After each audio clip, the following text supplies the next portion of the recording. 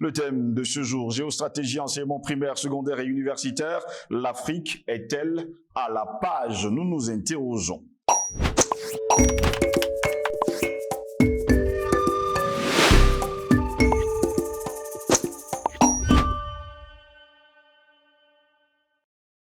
Mesdames, Messieurs, bienvenue à toutes et à tous à cette édition de Parole panafricaniste. Vous êtes sur Panafricaniste TV, la chaîne de télévision des panafricanistes.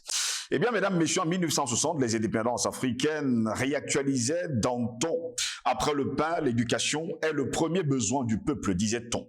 L'école coloniale n'avait touché qu'une étroite frange de la jeunesse, juste ce qu'il fallait pour former des écrivains et autres auxiliaires de l'administration. Les élites accidents au pouvoir sortaient du moule de l'école républicaine ou chrétienne qui leur avait inculqué les valeurs et les manières de penser de la culture française jusqu'à se famer nos ancêtres les Gaulois. L'école nationale William Ponty, eh bien, il faut le préciser, du nom du gouverneur général, fut par exemple, on va le dire, une pépinière d'hommes politiques ouest-africains.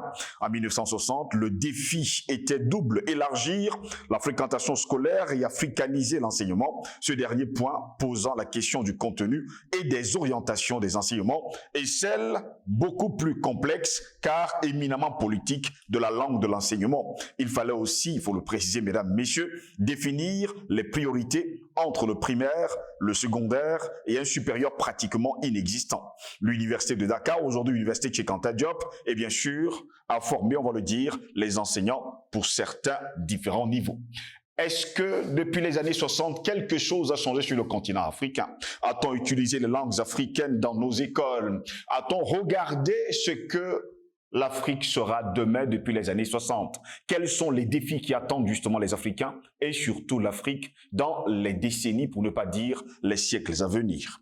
Eh bien, quand on entreprend d'évaluer la situation actuelle de l'enseignement en Afrique, il convient de ne pas oublier ce point de départ. La perspective historique est indispensable pour relativiser les discours sur la crise de l'enseignement. Plus d'un demi-siècle d'indépendance représente une durée suffisante pour mesurer le changement et ses limites, que les objectifs initiaux aient été trop ambitieux pour pouvoir être atteints ne doit pas occulter la réalité des progrès réalisés en matière d'éducation et surtout d'alphabétisation. Mais les enseignements actuels sont-ils importants pour les défis qui attendent l'Afrique? Voilà pourquoi, mesdames, messieurs, nous nous interrogeons encore cet après-midi.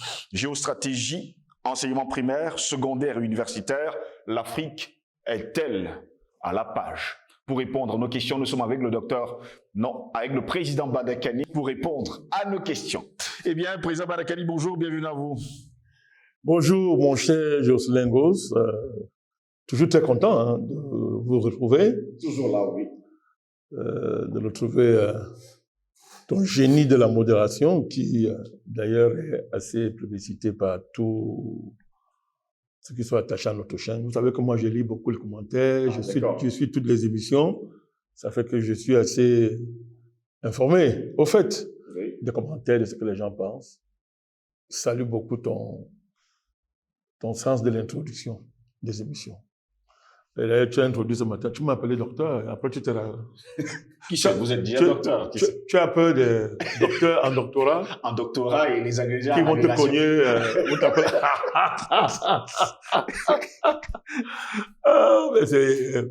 Mais c'est bon d'aborder cette émission sérieuse avec de l'humour. Oui. L'humour fait partie aussi des armes de combat. Hein. Exactement. Je salue Giresse. Je te conseille de pas. Ne t'inquiète pas pour ça, je pense qu'il le sait. Sinon, on n'a pas d'émission. Voilà. Donc, je salue tous ceux qui sont attachés à notre chaîne, tous ceux qui sont abonnés, les web téléspectateurs. Vraiment, c'est devenu une grande famille qui s'élargit de jour en jour, malgré la censure, malgré tous les coups algorithmiques que nous recevons. Exactement. Mais on avance, parce que rien ne peut nous arrêter. Très heureux de vous avoir, président Badakani, encore cet après-midi. Nous nous interrogeons, nous savons que sur le continent africain, depuis le 4 septembre dernier, eh bien, c'est le retour, on va le dire, à l'école. Géostratégie, enseignement primaire, secondaire et universitaire, l'Afrique est-elle à la page? Président Banakani, depuis les années 60, on peut dire tout simplement que l'école africaine a formé, on va le dire comme ça, les auxiliaires d'administration, certains écrivains, et apparemment, ça n'a pas beaucoup changé jusqu'en 2023 où nous sommes aujourd'hui. Je pose donc cette question, est-ce que les enseignements actuels sont-ils vraiment importants pour les défis qui attendent le continent africain? Ce que vous venez de dire est capital, parce que l'enjeu essentiel des enseignements, qu'ils soient primaires, secondaires, universitaires, dans les pays africains en général, et dans un pays comme le Cameroun en particulier, ça a été, comme vous avez dit, de former des auxiliaires de l'administration coloniale, après de former des cadres de l'administration néocoloniale, que ce soit au niveau le plus élevé. Ça fait donc que en Afrique, et surtout dans l'Afrique néocoloniale française, c'est pas très différent dans d'autres contextes, malgré ce qu'on veut faire croire. Oui. Le but a été de pouvoir le système néocolonial en nageant, qu'ils soient les plus subalternes en passant par les cadres supérieurs et les cadres intermédiaires, ça a été de pouvoir ce système en nageant capable de garantir la pérennité du système, en même temps sa reproduction. Et d'ailleurs, moi je suis frappé par la manière dont vous avez intitulé votre thème. Vous avez dit géostratégie. Oui. Attention, il faut saluer ça parce que vous élevez les enjeux de l'enseignement à leur véritable dimension. Exactement. Géostratégique et géopolitique. Ben ça, c'était interdit pratiquement dans les paradigmes qui ont nommé l'avènement des systèmes d'enseignement. Rappelons-le encore, qu'ils soient primaires, qu'ils soient secondaires, qu'ils soient supérieurs dans les pays africains. C'est très important de rappeler ça. Ça fait donc que votre thème introduit nous impose une dynamique de rupture, une profonde inflexion dans l'idée que nous faisons jusqu'à présent de ce qu'on appelle les enseignements. De manière fondamentale, les enjeux de l'enseignement, qu'ils soient primaires, secondaires ou supérieurs, nous acceptons cette catégorisation parce que on y met ce qu'on veut. Hein. Oui. Ben on peut accepter ça pour les besoins de notre discours. Acceptons ça. Les enjeux, depuis que le monde est monde, ça a toujours été de transmettre des connaissances accumulées. De transmettre des connaissances accumulées. De transmettre aussi des connaissances créées. Des connaissances créées. C'est-à-dire que vous accumulez des connaissances, mais vous devez aussi en créer. Quand vous créez de la connaissance, vous devez vous assurer de sa conservation, de leur rayonnement, de leur circulation dans un espace de données. Mais tout ça, c'est un but, hein, c'est un but. Tout ça, les connaissances ne sont pas une fin en soi. Les connaissances sont accumulées, sont créées, sont mises en circulation dans le but 1, Jocelyn Gosse, de transmettre ce qu'on appelle et d'organiser la continuité existentielle d'une société. Une société qui existe doit continuer à exister d'abord. Et de continuer à exister va transmettre sa mémoire historique aux générations nouvelles. On transmet de la culture, on transmet du patrimoine, on transmet de l'histoire. Jocelyn Gosse, on transmet une civilisation. La civilisation. Et quand on a fait ça, il y a aussi un autre enjeu, c'est la reproduction matérielle de la société. Oui. Si les gens ne vivent pas, c'est-à-dire ils peuvent pas se reproduire matériellement, l'idée de Karl Marx, c'était que se loger, se nourrir, se vêtir, oui. Les besoins fondamentaux, quand ils ne sont pas garantis par un système économique, un système productif, il n'y a pas de culture. Il n'y a même pas de spiritualité parce que tout ça est soutenu par ce qu'on appelle la base matérielle de la société. Donc, les enseignements doivent s'assurer que les connaissances qui circulent, qui sont transmises dans la société, permettent d'assurer la reproduction matérielle de cette société. L'autre enjeu, et je l'ai souligné dans votre introduction, Jocelyn Gosse, justement, c'est les enjeux géostratégiques et géopolitiques. C'est-à-dire la capacité de se projeter dans un environnement qui va au-delà de votre société, l'environnement le plus proche, vos frontières, mais aussi un environnement qu'on peut appeler international. Et là, l'enjeu géostratégique ici consiste à programmer et à penser, la capacité à se défendre, à faire la guerre, à empêcher d'être vaincu par des peuples ennemis. Vous devez empêcher d'être vaincu par les peuples ennemis. Vous devez protéger vos ressources naturelles, afin qu'elles ne soient pas soumises aux humeurs des prédateurs, des voisins ou d'ennemis prédateurs. Vous devez anticiper sur toutes sortes de menaces liées non seulement à votre existence comme société, n'est-ce pas? Ces menaces peuvent être générées par la richesse de votre société, par les valeurs que vous incarnez. Vous devez donc anticiper sur toutes ces menaces-là. Tout ça, c'est la dimension géostratégique des enseignements. Et la dimension géopolitique. La dimension géopolitique qui consiste, une fois de plus, à anticiper sur votre avenir, à s'assurer que votre société avance, ne régresse pas, et comme j'ai dit, ne tombe pas, ne devienne pas, n'est-ce pas, l'esclave d'une autre société. Ça, ce sont les enjeux de la connaissance. Ce sont les enjeux des enseignements. Alors évidemment, il y a une division du travail. Quand on dit enseignement, l'enseignement préélémentaire, n'est-ce pas, accompagner les tout-petits, commencer à gérer les tout-petits, les mettre en communauté, s'assurer que les tout-petits assument toutes les fonctions motrices, n'est-ce pas, qui sont liées à leur âge. Vous avez les enseignements élémentaires qu'on va appeler primaires, en tout cas, n'est-ce pas, lire, écrire, calculer, etc. Vous avez l'enseignement secondaire, qui est l'enseignement qui suit l'enseignement primaire. Et il est divisé en plusieurs cycles, ça dépend des contextes, hein. Mais généralement, c'est 2 cycles, n'est-ce pas? Le premier cycle qui a peut-être 4 ans, ça dépend des contextes aussi où on se trouve, 6e, 5e, 4e, 3e, qui est sanctionné par un diplôme, ça dépend une fois plus de contextes où l'on se trouve. Et puis il y a le second cycle du secondaire, seconde, première, terminale. Mais tout ça, le second cycle, lui, on vous apprend plus, vous apprenez à raisonner, on vous a appris à écrire, à lire, à calculer, mais là, vous apprenez à raisonner, à vous projeter. Mais en plus, il y a un élargissement, n'est-ce pas, de connaissances qui prépare votre insertion professionnelle, qui vous prépare à aller à l'enseignement supérieur, par exemple. N'est-ce pas, on vous familiarise déjà avec le milieu professionnel, avec votre environnement que vous devez comprendre, vous devez maîtriser. Vous approfondissez les calculs, vous approfondissez. Vous ne le lisez pas seulement, vous pouvez faire de la dissertation, vous pouvez analyser un test, vous pouvez philosopher, tout ça est compte. On vous prépare. Et enfin, il y a l'enseignement supérieur qui se fait dans le cadre des universités ou dans les milieux anglo-saxons, il y a des collèges anglo-saxons, vous avez des instituts, n'est-ce pas, supérieurs, etc. Et là, c'est l'enseignement supérieur. La recherche, par exemple, n'est-ce pas, la recherche, vous-même là-bas, vous êtes de plus en plus acteur de champs de connaissances que vous voulez acquérir et vous produisez des connaissances nouvelles, Jocelyne Gosse, sous l'encadrement, n'est-ce pas, d'un système pédagogique qui s'assure que cet enseignement-là, ces connaissances sont bien assimilées, sont maîtrisées, obéissent à un ensemble de canons qui permettent à ce que ce qu'on appelle enseignement supérieur ne soit pas un mot. Vous comprenez cette affaire?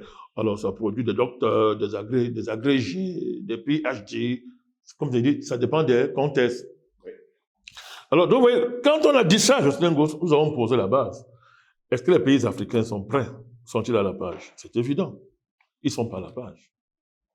Ils ne sont pas à la page. Et tout l'enjeu des batailles que nous menons aujourd'hui, des batailles de souveraineté, n'est-ce pas? C'est justement d'être à la page. Parce que si nous ratons le combat pour la souveraineté dans la capacité à éduquer nos populations, à définir des connaissances, à les concevoir et à les transmettre, dans l'optique d'une véritable souveraineté assumée, tous les combats qu'on mène largement ne serviront à rien. Les enjeux panafricanistes que nous portons n'ont de sens que si nous définissons et formalisons ce que nous appelons le panafricanisme éducatif, de l'éducation. Le panafricanisme de la transmission, de la conception, de la systématisation des connaissances dans les pays africains. C'est très important. Tout à l'heure, je vous ai parlé que l'essentiel de l'enseignement colonial, c'est de ôter la dimension géostratégique, la dimension géopolitique liée à ce qu'on appelle la transmission des connaissances. Deuxième caractère de l'enseignement colonial et néocolonial, c'est que l'essentiel de l'enseignement est copier-coller des volontés des métropoles. C'est-à-dire que le système d'enseignement qu'ils soient primaires, secondaires, ou supérieurs, ou élémentaires, est une commande, Jocelyn Gosse, est une commande d'une division internationale du travail qui ne vient pas de nous, qui est contraire à nos intérêts et qui fait de nous, de nos sociétés, un rouage d'un système qui, à la fin, va nous exterminer. Je voudrais vous rappeler que le projet d'une Afrique sans les Africains a été mûrement pensé, systématisé, dans les lieux secrets qui réunissent les ennemis du continent africain. Et les décisions qui sont prises dans ces lieux secrets se transmettent dans le secret. Ce sont les initiés qui y ont part. Et l'enjeu, c'est une Afrique sans les Africains. Il faut donc comprendre que nous sommes en guerre, dans une guerre terrible, où l'enjeu, c'est notre survie, c'est notre résistance. Or, je répète, les systèmes d'enseignement africains, dans toutes leurs étapes, dans toute leur diversité, n'ont pas été conçus pour justement affronter de tels défis, les défis de l'indépendance, les défis de la souveraineté, les défis de la capacité de l'Afrique à affronter de manière avantageuse le monde tel qu'il est aujourd'hui. Non. Ça va être comme ça. Or, ce monde-là, pour se maintenir, a parié sur la disparition de l'Afrique. Vous avez un système d'enseignement qui ne s'occupe pas des questions géostratégiques, des questions géopolitiques.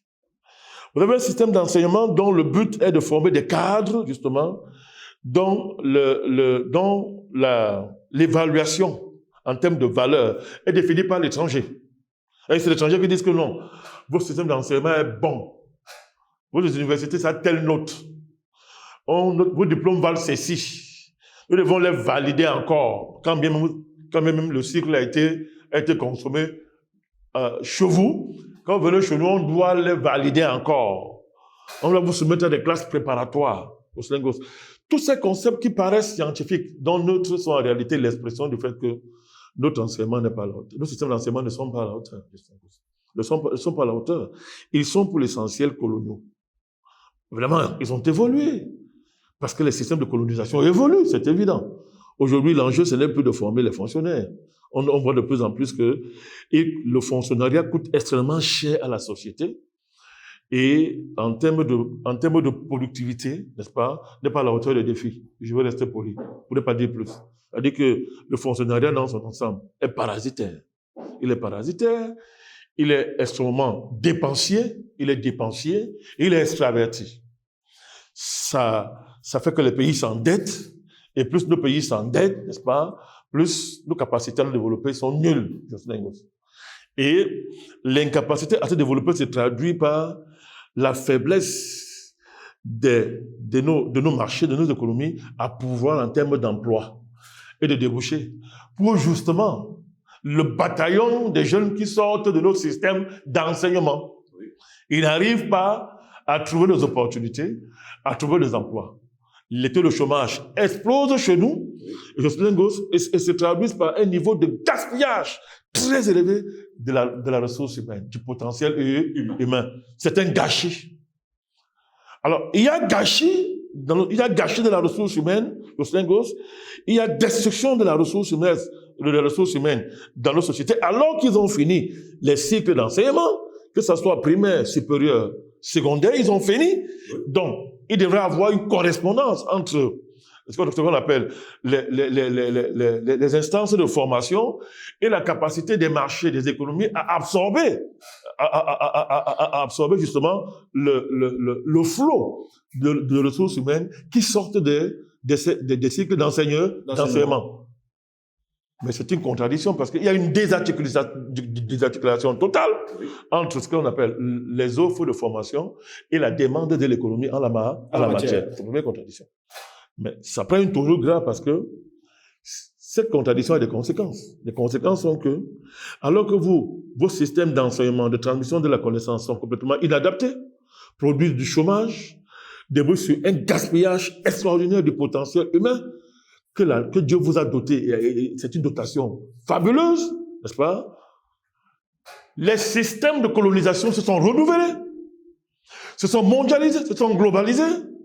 Et aujourd'hui, dans ces systèmes de colonisation, on vous parle de 4e révolution industrielle, c'est-à-dire l'intelligence artificielle, où justement, il y a une terrible mutation quant à ce qui concerne le rapport entre l'être humain et l'outil, entre l'être humain et la technique. Le rapport, c'est un rapport extrêmement défavorable à l'être humain qui, n'est-ce pas, dans les programmations, est censé être remplacé par des robots. C'est tout l'enjeu de l'intelligence artificielle. Or, Jocelyn Goss, l'intelligence artificielle participe de ce qu'on appelle la guerre géostratégique. On est à côté. On avait raté les premières, les deuxièmes révolutions, les troisième révolution industrielle, non? On les a subies. C'est nous. Nous avons participé comme esclaves, vous oubliez. Nous avons participé comme deuxième, comme colonisés. Troisième, comme néocolonisés. Maintenant, alors que la quatrième révolution industrielle est lancée par nos ennemis, comment allons-nous participer? D'où l'urgence, je salue encore l'urgence de votre thématique aujourd'hui. À savoir, si on est à la page, non. Le monde multipolaire qui se crée, qui est en train de se mettre en place, qui est déjà en place, ne nous sera utile, Jocelyn Goss, que si nous réussissons le défi, nous relevons le défi de la mise en page des systèmes d'enseignement. Qu'ils soient supérieurs, qu'ils soient intermédiaires, qu'ils soient élémentaires, il faut relever ces défis. Or, le relèvement de ces défis passe par une décolonisation totale et radicale de nos univers, de nos pays, de nos sociétés. Donc, l'enjeu, il est là. Quel type d'homme voulons-nous produire aujourd'hui? D'abord, quels enseignements transmettons-nous? La mathématique au Goss, la chimie, la biologie, les enjeux liés à l'industrialisation, avec leurs métiers fondamentaux, les métiers fondamentaux de l'industrialisation, la métallurgie, par exemple. La métallurgie, les questions liées à la transformation du fer, la transformation des mines. À quel niveau on est à ce niveau-là? Regardez aujourd'hui nos sociétés. Quel est l'état de nos chantiers navals, par exemple? Par exemple, la chaudronnerie. Des métiers comme ça. À quel niveau un peu nos structures scolaires, nos structures du primaire jusqu'à l'enseignement supérieur, à quel niveau ces structures-là, ces systèmes prennent en charge ces métiers qui sont essentiels pour relever le défi de l'industrialisation. Vous ne pouvez pas vous industrialiser avec un système d'enseignement qui est totalement bureaucratisé et qui est soumis à la dictature d'un papier qu'on appelle le diplôme. Vous ne pouvez pas. Alors, dans les pays africains en général, dans certains pays comme le Cameroun, on a enclenché ce qu'on appelle la professionnalisation des enseignements. Oui. Au Cameroun, même au niveau de la professionnalisation de doctorat, après un fameux système LMD, on a fait tout ça.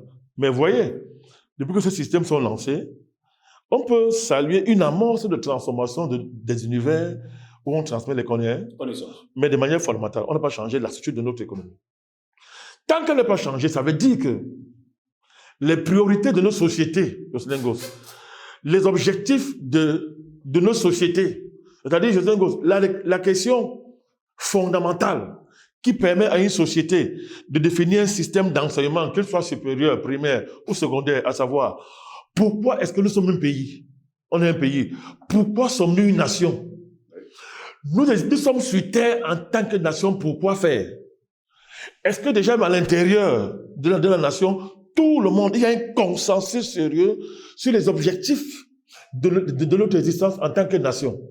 Jocelyn Goss, quand ces questions ne sont pas prises en charge par la société elle-même, vous n'avez pas la possibilité d'avoir un système d'enseignement primaire, secondaire et universitaire qui vous permet de prendre en charge votre destinée et votre destin. Jocelyn Goss, nous y sommes. Alors, il ne suffit pas de professionnaliser les enseignements, Jocelyn Goss, parce qu'évidemment, la mondialisation et la globalisation poussent à un certain niveau de professionnalisation des enseignements. Et les nations courent derrière le capital pour présenter chacune, en ce qui le concerne, le meilleur CV de main-d'œuvre disponible et conveillable à merci pour la nouvelle saison de l'esclavage qui est ouverte, avec justement en jeu ce qu'on appelle l'intelligence artificielle, qui ouvre une nouvelle saison de la colonisation et de l'esclavage sur l'humanité. Alors, La question est celle-là, Justin Gauss. Qui définit les priorités de nos systèmes d'enseignement? Attention, nous avons des ministères des enseignements supérieurs dans tous les pays africains. Il y a un ministère des enseignements supérieurs. Oh là là, qui veille sur ce qu'on appelle l'orthodoxie des défis, des défis académiques. Vous savez, il y a des systèmes de mise à niveau des outils pédagogiques. Des universités existent avec les facultés, des écoles, Justin Gauss. Oui. Toutes sortes de filières. Vous avez les enseignements privés, des écoles privées, des écoles publiques. Tout ça est là. Il y a des systèmes, n'est-ce pas, qui produisent un corps enseignant. On fait les efforts pour mettre les pédagogies à niveau. Mais la question reste, Justin Gauss. Ça, parce qu'il y a tout ça dans un pays, que ça veut dire que le pays, là, définit lui-même ses priorités existentielles. Ça ne veut pas dire que le pays là, a répondu lui-même aux questions fondamentales que je viens de poser et qui sont la condition sine qua non de Justin Gauss pour définir un système de transmission de connaissances du primaire à l'enseignement supérieur qui permettent d'assurer les 3 enjeux que j'ai évoqués à mon début. 1. Justin Gauss, organiser et transmettre la continuité civilisationnelle et culturelle. Deuxièmement, permettre la reproduction matérielle de la société de manière optimale.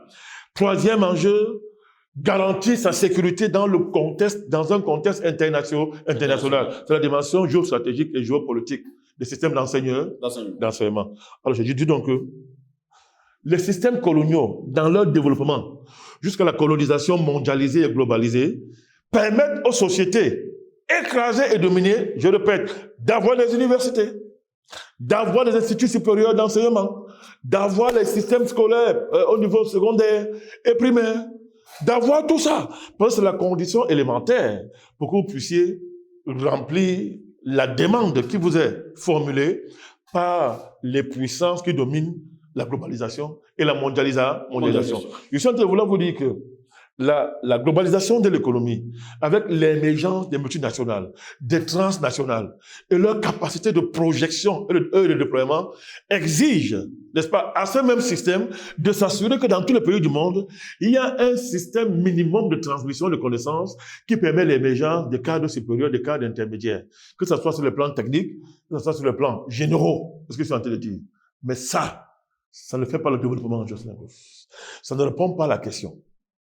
Si nous ne voulons plus être des esclaves, si nous ne voulons plus être des accompagnateurs de ces évolutions capitalistes et capitalistiques sur lesquelles nous avons aucun contrôle et qui désormais, c'est assuré et démontré, menacent notre existence et notre pérennité en tant qu'être humain, si nous voulons être à la page, la grande révolution qui s'impose à nous, c'est la révolution de nos systèmes d'enseignement. D'où l'actualité de votre thème.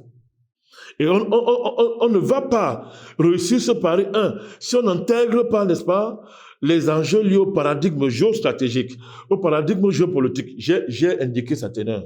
Ça signifie que vous devez produire des cadres qui sont autonomes sur le plan intellectuel, qui sont hyper autonomes. Si je veux utiliser un mot consacré, hyper compétitifs sur le plan intellectuel, sur le plan de la production d'une pensée géopolitique, d'une pensée géostratégique. Je veux dire quoi? Aujourd'hui, la guerre aujourd'hui, elle est même plus économique que militaire. Oui. Les gens ne savent pas qu'aujourd'hui, l'économie capitaliste, dans sa forme actuelle, procède par la guerre économique. Ça veut dire que des prédateurs très puissants, organisés en système financier et en système de monopole, c'est-à-dire de puissantes entreprises transnationales et multinationales, pour qu'elles survivent, Justin Gauss, doivent coloniser les ressources des nations, doivent réduire les nations à être autre chose que des puissances politiques, capables d'avoir des projets qui soient à mesure de s'émanciper du carcan international mis en place par les puissances que je viens d'évoquer. Je voulais vous rappeler une dimension, ce que je suis en train de dire. Les meilleurs systèmes d'enseignement supérieur tels que nous l'admettons, je dis bien, tels que nous l'admettons aujourd'hui, je vous citer Harvard, par exemple, tous les Massachusetts Institute of Technology, toutes les grandes universités américaines, que vous acceptez comme étant les meilleurs du monde. Savez-vous qui sont derrière ces institutions? Moi, je vais vous dire, ce sont les puissances financières, ce sont les puissances économiques mondiales qui sont derrière. Vous allez aux États-Unis, tout le système d'enseignement supérieur aux États-Unis est sous la coupe des Rockefeller. Vous allez en Europe, ce sont les Rothschild qui définissent les standards. Qui sont les Rothschild? Qui sont les Rockefeller? Ce sont les seigneurs de la guerre. Ce sont les maîtres de la finance mondiale. Et la finance mondiale, c'est quoi? C'est le contrôle, à travers aussi la mise à travers l'érection, la construction, n'est-ce pas, et la projection, n'est-ce pas, des puissances économiques qu'on appelle les transnationales et les multinationales. C'est-à-dire quoi? Qu'est-ce que multinationale? C'est une organisation économique qui est supérieure à un État. Je répète, c'est une organisation économique qui est supérieure à un État. Alors, si cette organisation économique est supérieure à un État, et que les États font tout pour les attirer, ça veut dire que ce sont elles qui vont produire les normes de votre système d'enseignement supérieur. Et quand je dis enseignement supérieur, je veux dire secondaire, je veux dire primaire. Il est démontré, Jocelyn Gosse, que les intérêts des multinationales et ceux des nations sont antinomiques, antagonistes, violemment antagonistes. Si un État refuse donc de réfléchir à l'enjeu de son système scolaire, de son système d'enseignement, de son système de construction, de production, de distribution et de circulation de la connaissance, si un État renonce à la bataille de l'hégémonie intellectuelle, ou bien de la bataille de la compétitivité intellectuelle et philosophique, si vous voulez, s'il renonce à ça, qu'est-ce que cet État deviendra par rapport au multinational? Allez savoir. Il deviendra un relais. Et c'est le projet de la mondialisation. C'est le projet de la globalisation. Faire des États le relais de la vision du monde des puissances financières et des puissances économiques. Ce que Lénine avait défini en son temps, la fusion du capital bancaire et du capital industriel. Quand cette fusion est réalisée, elle est réalisée, c'est ça la globalisation, ça devient une hyper-puissance jamais vue dans l'histoire, qui veut dominer tout. C'est-à-dire, qui va domestiquer, esclavagiser, bref, qui va réduire des nations, les États, les sociétés, les cultures, tout ce qui existe auparavant, va les transformer pour leur soumettre à leurs objectifs et à leurs projets.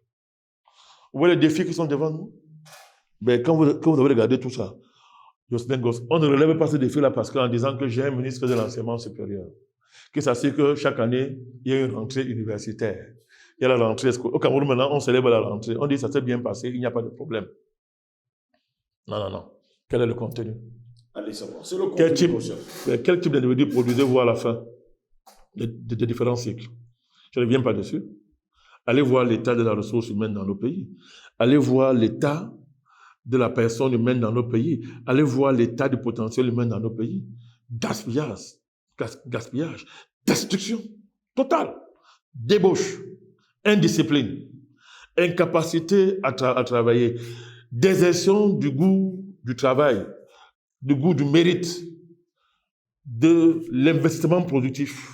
Ces choses-là ont foutu le camp chez nous, mais pourtant il y a les systèmes d'enseignement supérieur, il y a les systèmes d'enseignement secondaire, il y a les systèmes d'enseignement primaire, il y a les systèmes d'enseignement élémentaire qui charrient des groupes, des centaines, des milliers d'enseignants. On distribue les salaires. Donc, c'est une véritable économie scolaire et éducative. L'État dans ses ventes, chaque année, j'assure que ça marche. On vous dit, taisez-vous. On avait rien à nous dire. Nous sommes à la hauteur. Nous faisons ce qu'il y a à faire. Non. Votre thème permet de dire qu'ils ne font pas ce qu'il y a à faire. Ils ne peuvent pas faire ce qu'il y a à faire. Parce que ce soit les chefs d'État africains, les ministres de l'enseignement supérieur, ils ne peuvent pas affronter les puissances que je viens de vous citer. Ils ne sont pas en mesure d'affronter les puissances financières, les puissances économiques du XXIe siècle. À savoir, les multinationales, les transnationales, qui sont dans une autre dimension actuellement. La dimension de nous faire passer à la 4e révolution industrielle avec son grand reset, à savoir la décarbonation, la transition énergétique et climatique, etc. La gestion des pandémies. Or, nos pays sont totalement désarmés face à ces défis opérationnels qui sont géopolitisés par les puissances que je viens de citer. Mais Jocelyn Gosse, vous me regardez, voilà tout l'enjeu de votre question. L'Afrique est-elle à la page? Il faut rattraper la page rapidement. Et c'est à notre portée. C'est possible. Il suffit de réussir le défi de la multipolarisation mondiale, de nouer de nouveaux partenariats sérieusement pensés, Jocelyn Gosse, et mobiliser le pays, nos différents pays, dans cette grande bataille qui est la conversion systématique de nos systèmes d'enseignement, de nos systèmes de production de connaissances, de les convertir pour, je vais terminer par là, relever ce grand défi. Un, je le répète tout à l'heure, transmettre le patrimoine historique de notre société. Le Sénégal, transmettre ça de génération en génération, c'est la continuité civilisationnelle, tout en nous préparant à affronter et à dialoguer avec d'autres civilisations du monde. Deux, la reproduction matérielle de nos sociétés de manière à éviter les déficits à nos États. Déficit veut dire que nous dépendons plus de l'étranger que l'étranger dépend de nous. Quand on dit reproduire matériellement une société, ça veut dire que la société se reproduit sans l'endettement, sans s'endetter à l'excès. Si vous vous endettez, c'est que vous maîtrisez les enjeux liés à cet endettement-là. Les tenants et les aboutissants. Troisième enjeu, et c'est la fin, donc l'enjeu géopolitique, l'enjeu géostratégique, l'enjeu de la guerre. L'enjeu qui consiste à créer les conditions pour que, si quelqu'un veut vous attaquer, il réfléchit 1000 fois. C'est à notre portée. Ce défi est à notre portée. Et il était à votre honneur de mettre ça sur la table. D'ailleurs, l'avoir mis à la table veut dire que c'est à notre portée. Peut-être je crois avoir répondu à votre interrogation. Merci à vous, président Badakani, d'avoir répondu à nos questions. C'est moi qui vous remercie, Joseph. Mesdames, Messieurs, c'est ici que s'achève cette édition de Parole panafricaniste. Nous vous demandons toujours de venir en aide pour que nous continuions le combat.